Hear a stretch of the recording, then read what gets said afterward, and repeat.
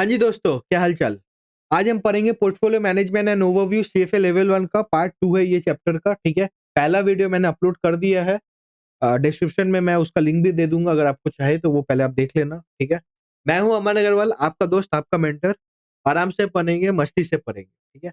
Part 2 में हमें क्या-क्या पहले ओवरव्यू समझ लेते हैं चैप्टर में क्या है एंड क्या पढ़ेंगे आज का वीडियो पे, वो फोकस रहेगा। चैप्टर में हमें ये सीखना था what is the portfolio approach to investing, shapes in portfolio management process, what are the shapes की पोर्टफोलियो मैनेजमेंट जो हमें करना है, प्रोसेस क्या है उसका, ठीक है? Third is type of investors कौन होते हैं and what are the characteristics of that investors.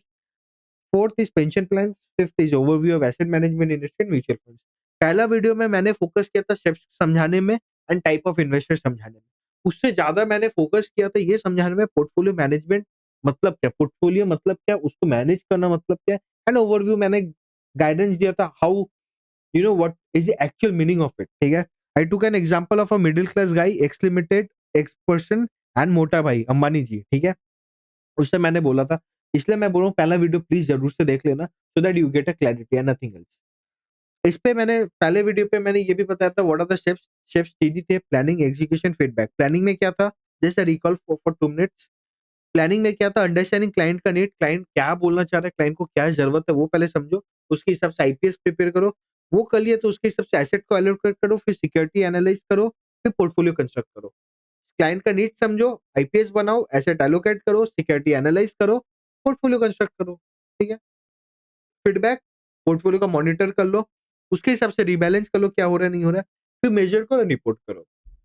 आप बोलोगे सर याद करा रहे हो, सीएफए में याद मत कराओ। मैं याद नहीं करा रहा हूँ, समझा दिया हूँ पहला वीडियो में। ये वीडियो समझाने के लिए नहीं है, ये वीडियो प्रोसेस समझाने के लिए, याद करवाने के लिए, व्हाट आर द स्टेप्स। क्यों याद करवाने के लिए जरूरत है? बिकॉज़ अगर आप दिमाग में सेट कर लोगे, अगर आप ऐसे बैठे हो टाइम पास कर रहे हो, ठीक है? क्या सर ने क्या बताया था? पोर्टफोलियो मैनेजमेंट का प्रोसेस क्या है? अच्छा 6 स्टेप, ठीक है? तो आप रिकॉल कर पाओगे, एग्जांपल ले लेना आप, ठीक है?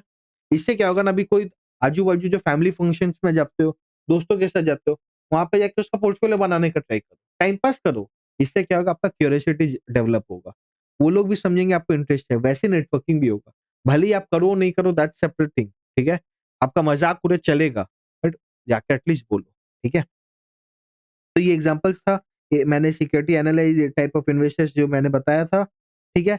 अब आते हैं, आज का मेन फोकस रहेगा एसेट मैनेजमेंट इंडस्ट्री क्या होता है, म्यूचुअल फंड्स क्या होता है।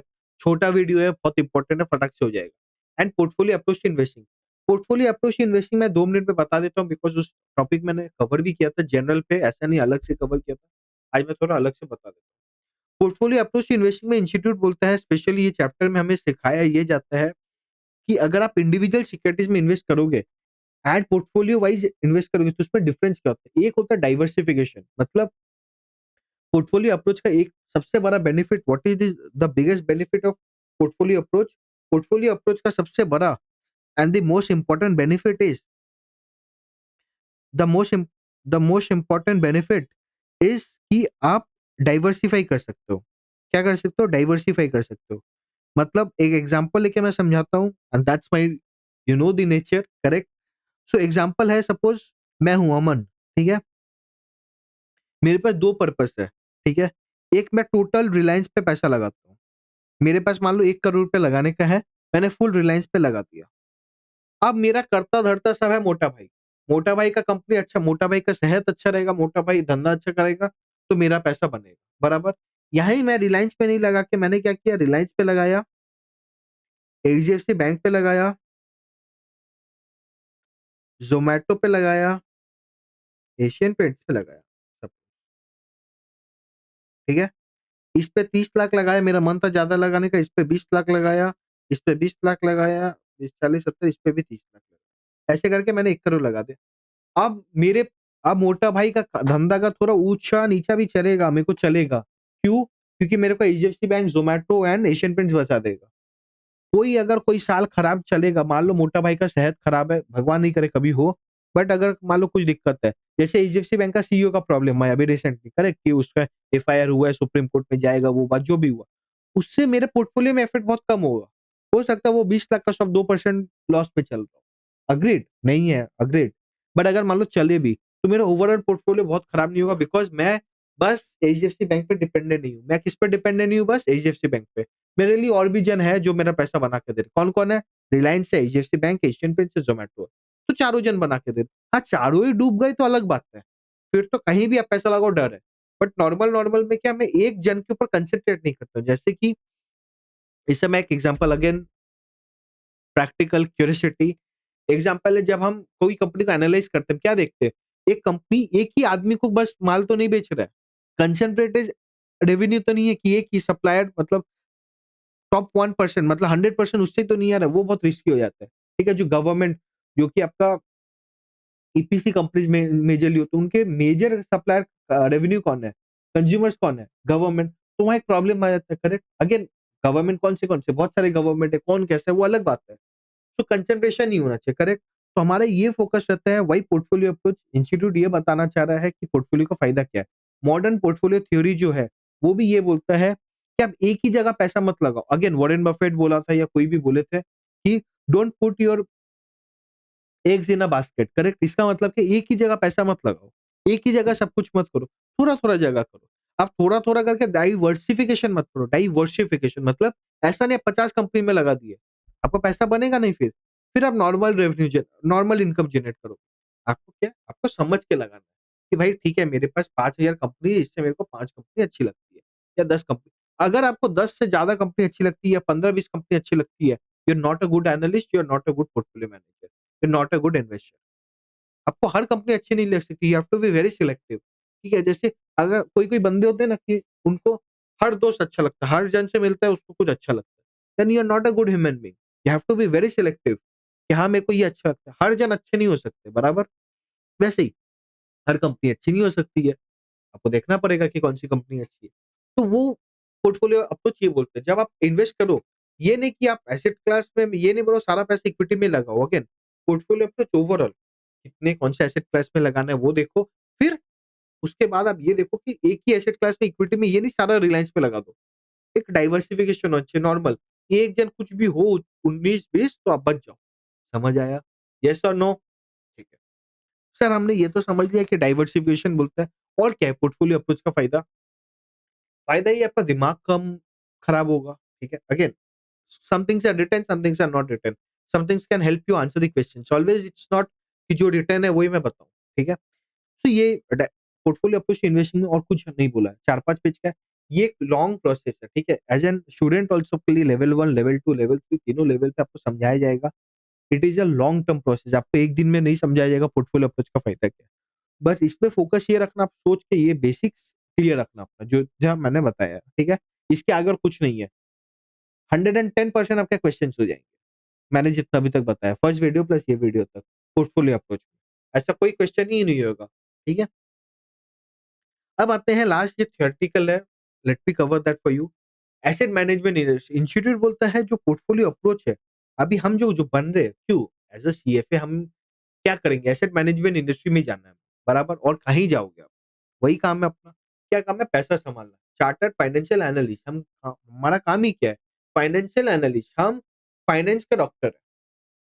जैसे चार्टर्ड अकाउंटेंट अकाउंटेंट के डॉक्टर्स हैं, हम फाइनेंशियल एक्सपर्ट है या फाइनेंशियल डॉक्टर्स है। फाइनेंस पे ज्ञान देंगे। अब फाइनेंस पे ज्ञान मतलब एसेट मैनेजमेंट मैनेजमेंट इंडस्ट्री पे जाओगे और कहाँ पे है? तो what is asset management industry basically कि ये मतलब जो अपना पैसा है, वो मैनेज करना है। एसेट मतलब क्या हम मेरा जो फाइनेंशियल एसेट बेसिकली यहाँ पे फाइनेंशियल एसेट्स पे बात हो रहा है। ये कैसे तरीके के होते हैं? एक हो गया प्योर एसेट मैनेजर्स मतलब वो कंपनीज़ बस एसेट ही मैनेज कर रही है आपके लिए, ठीक है? जैसे कि आनंद राठी हो गया, मोतीलाल ओसवाल हो गया अ, कोई भी आप मान लो छोटे-मोटे वेल्थ मैनेजर्स हो गए, ठीक है? प्योर एसेट मैनेजर मतलब आपका बस पैसा ही मैनेज करे वो, ठीक है? इस इंडस्ट्री में यहाँ एक तो है कोर इन एसेट मैनेजर जो बस पोर्टफोलियो मैनेजर्स इसको बोला जाता है। तो डाइवर्सिफाइड इंस्टीट्यूशंस मतलब क्या? कुछ-कुछ कंपनीज़, कुछ-कुछ institutions like banks, brokers, insurance companies ये लोग भी क्या करते हैं एसेट मैनेज करते हैं। अब जैसा बैंक में, ठीक है? पहले बैंक में क्या आपको पता था? आज से 25 साल, 30 साल पहले क्या पता था? कि बैंकों का काम है डिपॉज़िट लेना, लोन देना। इतना ही पता था डिपॉज़िट एंड लोन हमें यही पता था। फिर वो धीरे-धीरे क्या किए इंश्योरेंस में आए, ठीक है? इंश्योरेंस बेचने आए। अब धीरे-धीरे क्या करे एसेट मैनेज करे जैसे कि एसबीआई म्यूचुअल फंड, बंधन mutual fund IDFC mutual fund, ये लोग म्यूचुअल फंड इंडस्ट्री में भी उतर है, ठीक है। अगेन वो क्या करे, पैसा लेके मैनेज करे, bank of Baroda wealth management, ठीक है, एचडीएफसी वेल्थ मैनेजमेंट, तो ये लोग क्या करे, ये लोग हमारा पैसा लेके मैनेज कर रहे हैं।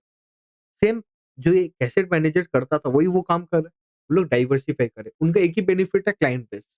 एक मैं अगर एसेट मैनेजर हूँ, मैं जैसे अपना धंधा करना है मेरे को, ठीक है, मेरे को आप हर जन के घर जाके बोलना पड़ेगा, ठीक है, I will take time. But bank को, एचडीएफसी बैंक को टाइम नहीं लगेगा, अगर उसको नया धंधा करना है, उसके पास ऑलरेडी क्लाइंट है, एक प्रमोशन ही करना है उसको, ठीक है, तो वो डिफरेंस हो जाता है। वो है ये लोग। ब्रोकर सेम थिंग, आनंद राठी हो गया, आनंद राठी छोड़ो, अशिका हो गया, जीरोधा, जीरोधा का एग्जांपल ले लो, Zerodha was a typical broker, ठीक है। अब धीरे-धीरे क्या हुआ, म्यूचुअल फंड्स लाए वो लोग, एसेट मैनेज कर रहे हैं, वगैरह करे। Same again with insurance companies, LIC हो गया, एलआईसी के म्यूचुअल फंड्स निकल गए, वो ये सब हो गया, ठीक है। तो मतलब क्या बोल रहा है, इवॉल्व हो रहा है एसेट मैनेजमेंट इंडस्ट्री आज के दिन पे भी, this is a huge opportunity, ठीक है।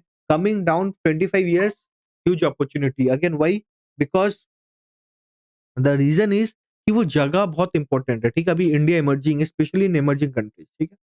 तो अगर आप यूएस का, to best see the asset management industry, you should see US companies, ठीक है, US asset management companies from 1990, how they have evolved and how they are currently, ठीक है। अब देख लो कैसे, आप कभी स्टोरी पढ़ना, कभी वीडियोस देखना, you'll get to learn a lot, ठीक है। Are you with me till now? Theoretical I know, nothing to give. Normally asset managers क्या होता है, by side and sell side होता है। What is sir by side, what is sir sell side, ये बता दो। चलो बता देते हैं। बाई साइड मतलब कौन, मान लो फैमिली ऑफिसेस, आज के डेट पे मान लो फैमिली ऑफिसेस, क्या होता है, अभी मोटा भाई का काम क्या है, रिलायंस चलाना कि वो पैसा संभालेंगे अपने, बताओ। मोटा भाई का काम है रिलायंस संभालना, तो वो रिलायंस ही संभालेंगे।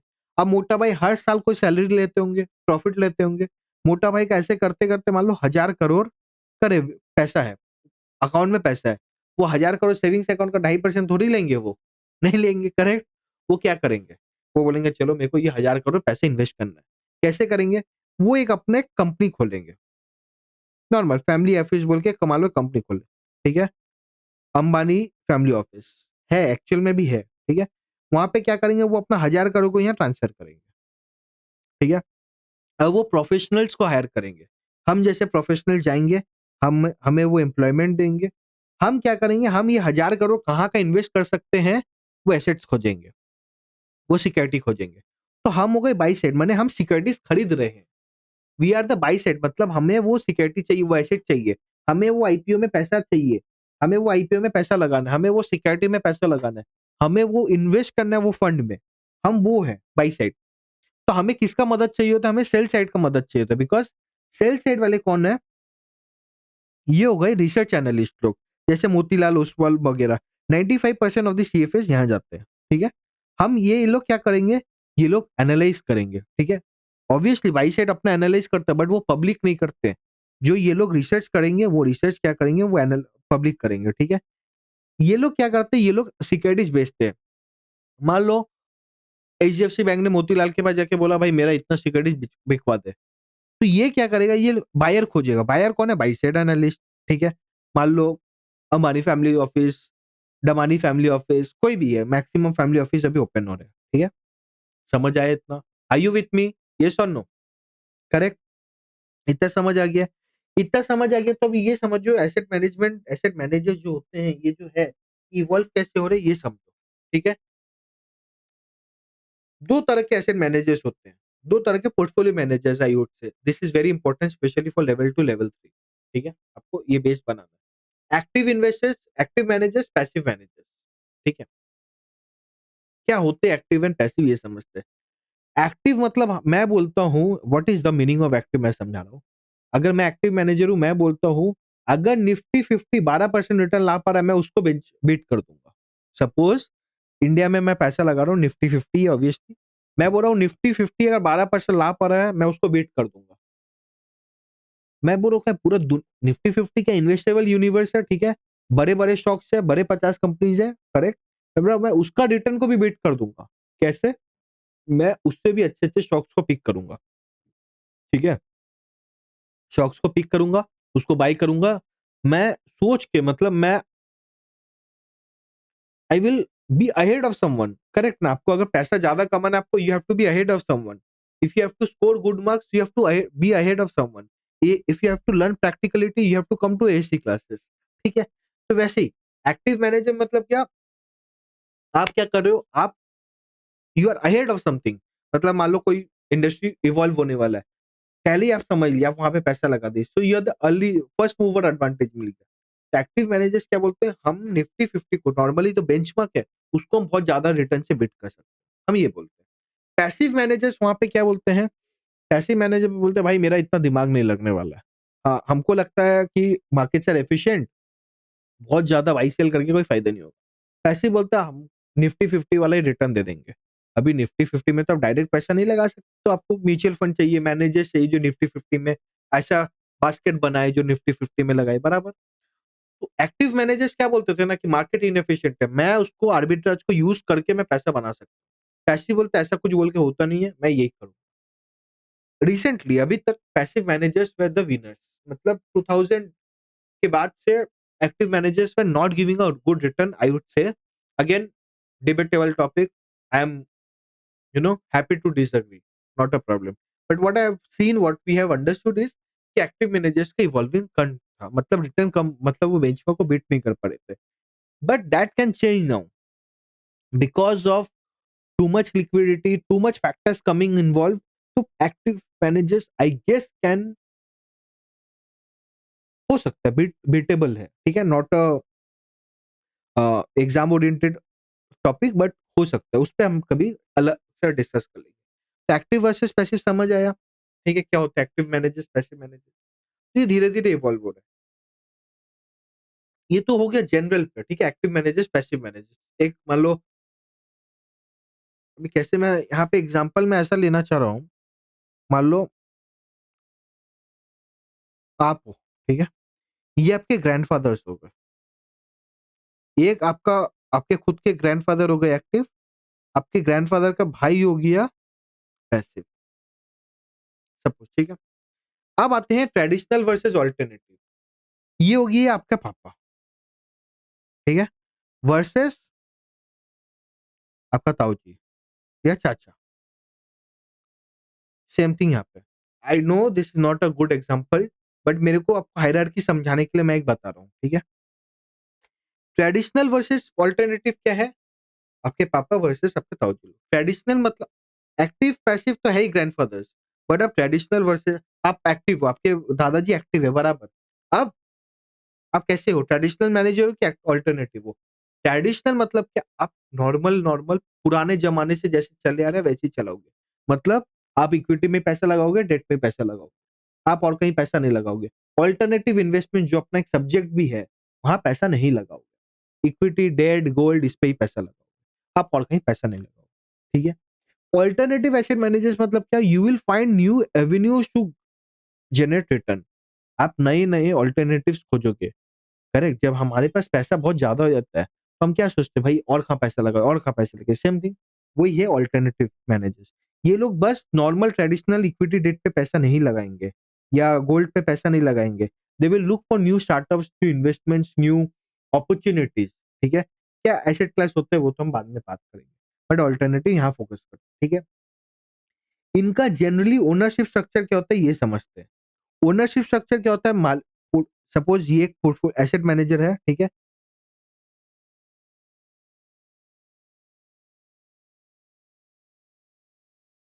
ये एसेट मैनेजर है। जो एसेट मैनेजर है वही ओनर होता है जनरली, ठीक है? एक मतलब क्या होता है प्रिंसिपल होता है, ठीक है?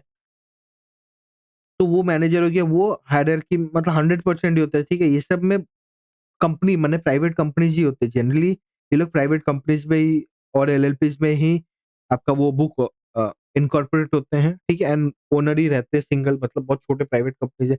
जैसे एंजेल वन वगैरह पकड़ लो, वहाँ पे कौन है 3-4 जन ही थे, अब बाकी इन्वेस्टर्स है बाद में, ठीक है? ओनरशिप स्ट्रक्चर है जॉन में छोटे कंपनीज़ ही होते हैं, ठीक है? मतलब कंसंट्रेटेड ओनरशिप है, जो प्रोफेशनल मैनेजर्स होते हैं उनका ही ओनरशिप होता है। जैसे मोतीलाल में रामदेव अग्रवाल का स्टेक है, ठीक है? वैसे। अब ये लोग क्या आजकल यूज़ करते हैं, अभी नॉर्मल क्या करते थे, ये लोग क्या करते थे, जैसे आप अगर अ, हर्षद मेहता का वो जो स्कैम वाला 1992 वगैरह पे देखे जो वो जो स्टार्ट किया, कैसे किया? नॉर्मल एनुअल रिपोर्ट्स पढ़ के, न्यूज़पेपर पढ़ के वगैरह। सेम थिंग जो प्रोफेशनल्स भी होते थे, पहले क्या करते थे, इक्विटी रिपोर्ट्स मँगाते थे, आप कंपनी से बात करते थे मैनेजमेंट वगैरह-वगैरह। तो नॉर्मल था, आना-जाना था, ठीक है? फिज़िकली आप जाते थे। बट आज के डेट पे क्या हो गया ना, इतना सोशल मीडिया आने के बाद क्या हो गया, आप बिग डेटा का ज़्यादा यूज़ करते हैं। जैसे कि बिग डेटा मतलब सोशल मीडिया में क्या बात हो रहा है? सपोज़ आई विल जस्ट अभी याद एग्ज़ाम्पल वो ही आ रहा है। जैसे हेरा-फेरी 3 जो मूवी है आने वाला है, उसमें आया कि Paresh Rawal will go away, ठीक है? उसने साइन नहीं किया। Now if you are an investor two movie industry and you want to put a money for Hera Pheri 3 का माने प्रोडक्शन, ठीक है? तो आप पहले एनालाइज़ क्या करोगे? पहले तो आप पहला का ज़माना में होता था, आप क्या करते? आप अक्षय कुमार इससे बात करते। आप उन लोग से बात तो करोगे, plus you will understand the importance of Paresh Rawal in that movie. आप कैसे वो अंडरस्टैंड करोगे? With the help of social media. कैसा सोशल मीडिया में एंगेजमेंट हो रहा है? पीपल आर लाइकिंग इट और not? What people are commenting about it? वो वगैरह। सोशल मीडिया का analysis is too much today, any any given point of business पे, ठीक है? क्या समझने के लिए it's not only the asset managers to understand what is the perception of the consumers, because हम जैसे लोग ही कंज्यूमर है, कोई भी चीज़ का। Whether it's for Jio, whether it's for Hera Pheri 3, whether it's for anything, correct? तो वो एनालाइज़ करना, whether it's for any investment also. अगर मान लो मैं एज़ अ पोर्टफोलियो मैनेजर मेरे को डाबर में इन्वेस्ट करना है, ठीक है? अब बट मैं जब सोशल मीडिया पे एनालाइज़ कर रहा हूँ, मेरे को लग रहा है डाबर के प्रोडक्ट्स के बारे में लोग अच्छा नहीं बोल रहे, रिव्यूज़ दे रहे। इसका मतलब क्या, consumers are not wanting to buy that product. तो भाई वो फाइनेंशियल रिपोर्ट देगा, उसके पहले मैं निकल जाऊँगा। Suppose it's a very good example. क्या बोल रहा हूँ मैं? मान लो मैं जून में खड़ा हूँ, जुलाई में खड़ा हूँ, ठीक है? जुलाई 25 में। नॉर्मल कंपनी जुलाई, अगस्त, सितंबर का रिजल्ट कब देती है? अक्टूबर में देती है। मेरे को देखा मैं जुलाई, अगस्त में मैं देख रहा हूँ, अचानक से डाबर की कंपनी का डाबर प्रोडक्ट्स पे रिव्यूज़ खराब आ रहे हैं। कंज्यूमर्स लेना नहीं चाह रहे। तो मेरे को इससे क्या एक एनालिसिस हो सकता है? Given I have done other analysis कि क्या कंपनी का सेल्स डाउन हो सकता है, शेयर प्राइस पे इफेक्ट होगा। मैं क्या करूँगा, if I am an active manager generally what I will do is I will sell the Dabur. मैं निकल जाऊँगा, डाबर से निकल जाऊँगा, एग्जिट ले लूँगा। तो that is the use of big data by the active managers. Sensor data again important datas वगैरह, ठीक है? जैसे कि इकोनॉमिक ग्रोथ वगैरह-वगैरह। रोबो एडवाइज़र्स अभी ये बहुत चल के रखा है। रोबो एडवाइज़र्स मतलब क्या? हम जैसे छोटे लेवल के, अभी जो सैलरी वाले हैं, ठीक है? क्या एक रेंज होता है 10 लाख से 15 लाख, 15 लाख से 20 लाख, 20 लाख से 25 लाख, ऐसे एक रेंज होता है। अब ये जो रेंज वाले लोग हैं, जो 25 लाख, 30 लाख रुपए कमा रहे हैं, ये लोग सभी कुछ ना कुछ भी करें तो 4-5 लाख रुपए बचेंगे सबको सेविंग्स। ऐसा नहीं होगा जो 25 लाख रुपए मुंबई में बैठ के कमा रहा है, अगर मैं मान लो 25 कमा रहा हूँ और आप 25 कमा रहे हो, ठीक है? मुंबई में बैठ के। ऐसा पॉसिबल ही नहीं है कि मैं 20 लाख रुपए बचा लूँ, आप 2 लाख रुपए बचाओ। हो सकता है मैं 7 लाख बचाऊँ, आप 10 लाख बचाओ, वो हो सकता है। 1-2 लाख, 2-4 लाख का हेरा-फेरी हो सकता है, बट बहुत ज़्यादा नहीं हो सकता। ऐसा नहीं मैं पूरा ही बचा लिया, बचा ही नहीं पा रहे हो। सबका लिविंग स्टैंडर्ड सेम ही होगा, सब सेम कंपनी में सब वही स्टैंडर्ड, सबको वही डेकोरम मेंटेन करना होगा। ऐसा तो नहीं मैं ऐसे ही चल जाऊँगा, आप रेडी हो क्या होगे? नहीं हो सकता। व्हाट आई मीन टू से इज़ जब मैं भी 7 लाख बचा रहा हूँ, आप भी 10 लाख बचा रहे हो, हमारा दोनों का कंपनी एक है, मतलब हम दोनों काम एक करें या एक ही नॉर्मल रेंज पे, तो हमारा सेविंग का नेचर भी एक हो, 95%। हमारा गोल जो है रिटायरमेंट गोल, हर जन का फैमिली गोल क्या है? शादी के लिए पैसा चाहिए, बच्चे के एजुकेशन के लिए चाहिए, फैमिली ट्रिप के लिए चाहिए, इमरजेंसी फंड के लिए चाहिए, यही है। वेल्थ जनरेट करना था अपने फ्यूचर जनरेशन को देना, बस इतना ही है। तो ये सारे तो कॉमन गोल्स है, अलग क्या होगा? मान लो अगर मेरे पास 50 गोल का लिस्ट है, उसमें से 40 लिस्ट सेम, सिमिलर। तो जब सेम है तो रेंज भी सेम हो सकता है। मैं पच ऑब्वियसली जो 50 लाख कमा रहा है और जो 25 लाख कमा रहा है, दोनों का मैं मैनेजमेंट एक साथ नहीं कर सकता हूँ कि दोनों का एडवाइस मैं एक साथ नहीं दे सकता हूँ। बट 25 लाख वाले रेंज का मैं सबको ऑलमोस्ट ऑलमोस्ट एक साथ एक ही रेंज दे सकता हूँ, given the other constraints given to me, ठीक है? तो इसलिए रोबो एडवाइजर चल के रखा, मतलब इसमें थोड़ा आप एनालिटिक्स, रोबोटिक्स का यूज़ करो। रोबोटिक्स मतलब क्या? आप इसको स्टैंडर्ड कर दे रहे हो। अच्छा, आपका 25 लाख का इनकम है, आप यहाँ-यहाँ खर्चा करते हो, आपका सेविंग्स इतना है, तो आपके लिए ये बेस्ट है। इसका फ़ायदा क्या है? आपको अगर मैंने मान लो 6 महीना बैठ के मैंने ये बना लिया, ठीक है? अभी मेरा और काम नहीं है यहाँ पे, तो मैं कोई दूसरा जगह पैसा लगा, मतलब मैं एज़ एन एनालिस्ट मैं दूसरा जगह काम कर सकता एज़ एन मैनेजर, तो मेरा टाइम वहाँ बच गया। तो ये जो मैंने प्लान बनाया ये मैं सस्ते में बेच पाऊँगा। तो जो छोटे-मोटे लोग हैं 10-25 लाख वाले सैलरी वाले लोग जो इनकम करते हैं, उनके लिए अफोर्डेबल हो गया। To make the asset management industry affordable, to make the experts knowledge affordable, robo advisers come into picture. ठीक है? अगर आपको कस्टमाइज़ चाहिए, अलग से चाहिए, then you go for one to one physical. But आपको अगर नहीं चाहिए, बट आप एक उनका क्या है, नॉर्मल वेल्थ मैनेजर्स का क्या होता है, एक ऐप है, वहाँ पे आप डिटेल्स डालो, you are good to go. आपको बता देगा कहाँ रिपोर्ट करना है, नहीं करना है। But to be very honest, सब जगह वो नहीं करना चाहिए। ठीक है? समझ आया robo advisers? I hope I was clear there. I hope I was clear बराबर? इतना समझ आया? ठीक है। उसके बाद क्या, what are the investment products now? Let us understand what are the investment asset managers समझेंगे सर कहाँ पैसा लगाते, कैसे लगाते? इसमें एक प्रोडक्ट है सबसे बड़ा है म्यूचुअल फंड इंडस्ट्री। क्या होता है आगे समझेंगे। सेपरेटली मैनेज अकाउंट ये होता है जैसे बड़े पैसे वाले लोग, ठीक है? जो जिनके पास नेटवर्थ अच्छा होता है, ठीक है? वो लोग सेपरेटली भाई मेरा पैसा आप ऐसे मैनेज करो, ठीक है? ETFs, exchange traded fund, hedge funds, private equity, venture capital, ये जो सब है ना ये अल्टरनेट फंड मैनेजर्स यूज़ करते हैं, ट्रेडिशनल वाले नहीं, ठीक है? अलग-अलग। हेज फंड्स मतलब क्या? हेज फंड्स मतलब आपको एक तो ट्रांसपेरेंसी कम होगी, फीस बहुत ज़्यादा होगा क्यों बिकॉज़ वो हाई रिस्क बेट लेगा, बराबर? एकदम प्री रेवेन्यू स्टार्टअप मतलब आइडिया ही आया पैसा लगा देगा सपोज़ ऐसा। सपोज़ आई सेड, ठीक है? Private equity again private companies में पैसा लगाएँगे। Venture capital fund again startups पे पैसा लगाएँगे। Exchange traded fund again that is a separate chapter तो छोड़ दो। म्यूचुअल फंड समझते हैं। म्यूचुअल फंड बहुत बड़ा इंडस्ट्री है एसेट मैनेजमेंट इंडस्ट्री में।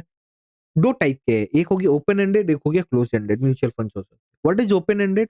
ओपन एंडेड मतलब क्या है? यूनिट्स इंक्रीज़ हो सकता है। मतलब मान लो आज फंड ओपन हुआ, ठीक है? मान लो 6 जुलाई को ये फंड बना है, ठीक है?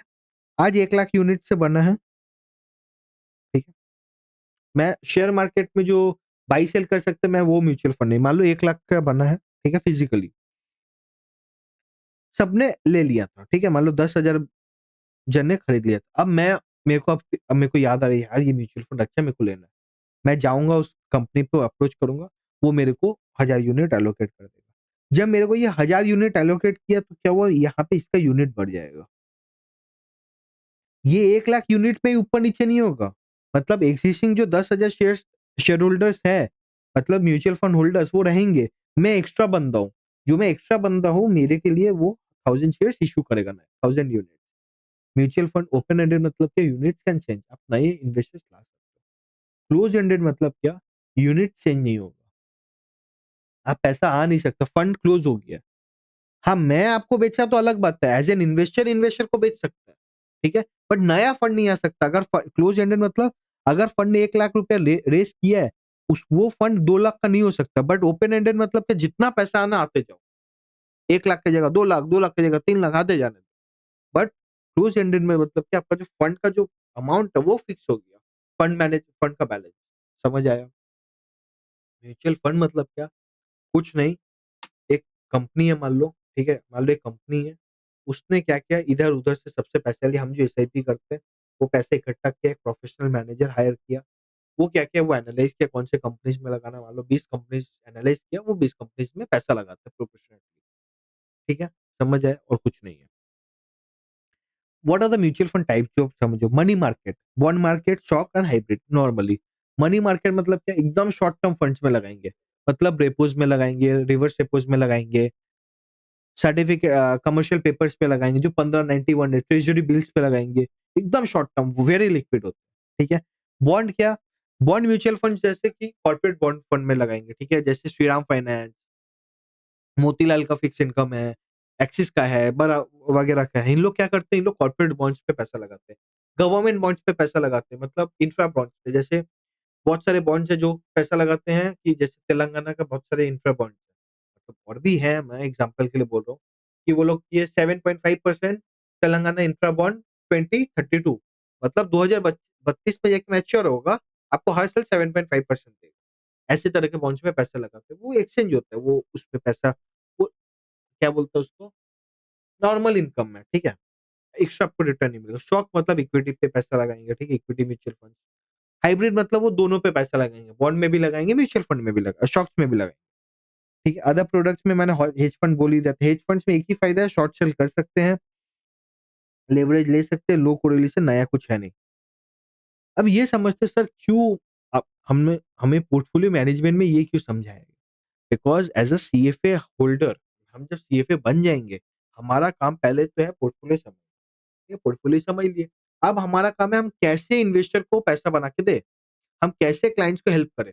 तो मेरे को कौन से इंडस्ट्री में जाना है? मेरे को म्यूचुअल फंड इंडस्ट्री में जाना है, हेज फंड में जाना है, वेंचर सबके लिए एवेन्यूज़ खोलना है। समझ आया?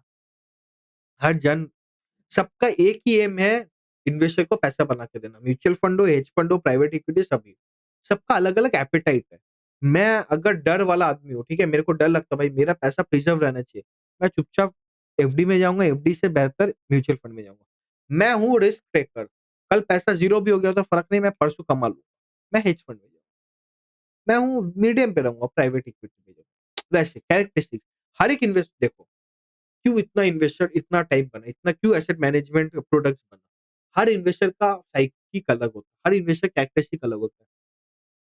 Take the example of your friend group only अगर आप लोग 5 जन हो, आप लोग 5 जन का हर एक का अलग-अलग टाइप है, हम लोग सब सेम नहीं है, तो हर जन के लिए अलग है, ठीक है?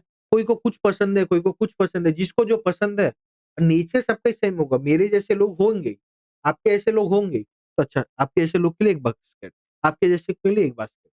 वहाँ पे इसलिए इतने प्रोडक्ट्स और भी आने वाले दिन पे और भी कोई प्रोडक्ट्स आ सकते हैं। तो ये थियोरेटिकल था, चैप्टर में और कुछ नहीं। समझ आया? अगर कोई डाउट है, मैं डिस्क्रिप्शन में टेलीग्राम का लिंक अपना ऐड कर दे रहा हूँ, ठीक है? आओ क्वेश्चन पूछो, no doubt I will solve your doubts. If you are not my student I don't care. मेरे को आपका डाउट सॉल्व करके आपको पास करवाना है, आपको प्रैक्टिकल अप्रोच देना है, ठीक है? आज के लिए इतना ही, मिलते हैं नेक्स्ट वीडियो में, तब तक के लिए एन्जॉय करें और क्यूरियस रहे because curiosity will help you discover your interest and grow in life.